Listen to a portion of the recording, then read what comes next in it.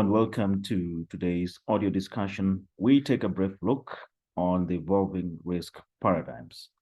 I am Sitati Wasilwa, and with me is my colleague Uday Bakhshi. And so APAC Assistance, as an operational risk management company, has a proven track record of helping multinationals to make better and timely operational risk management decisions. And one of the ways in which we do this is by keeping the multinationals informed about the evolving risk paradigms in the countries in which they operate in. At this juncture, Uday, I think it will be important for you to highlight some of the issues or some of the things which these multinational companies need to consider in relation to the evolving risk paradigms in the countries in which they operate in. Yeah, thanks, Sitati. So there's quite a few things, especially with evolving risk paradigms. Yeah. You have to consider social, political, economic, and security dynamics.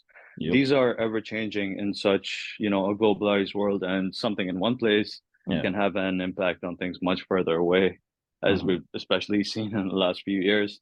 Yeah. This stays true for within countries too. There's no uniform risk paradigm within a country itself. Incidents and developments, even sudden ones, can significantly change the dynamics in certain areas of a country or within the whole country overnight. For example, what happened in Bangladesh recently. Yeah.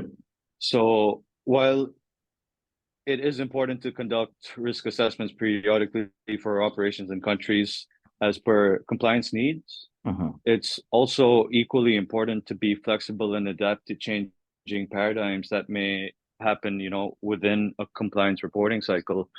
Like the situation could change before the next need for a risk assessment, and then you'd have to do one at that time.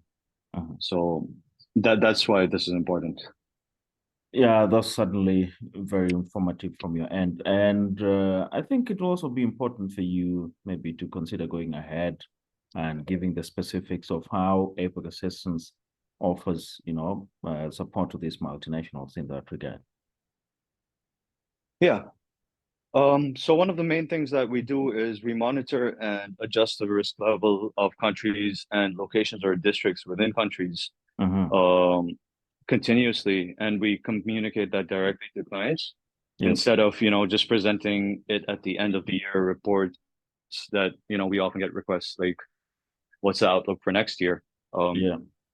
So we give it to them as it's happening and say, you should consider these things. So this gives them the flexibility to adapt and overcome operational challenges that arise from incidents and developments, which can have a significant impact on many things: travel, security, politics, society, in an area where they operate or even across the country. We also help not only in terms of giving relevant and vetted information, but supporting operational needs to adjust to evolving or new dynamics.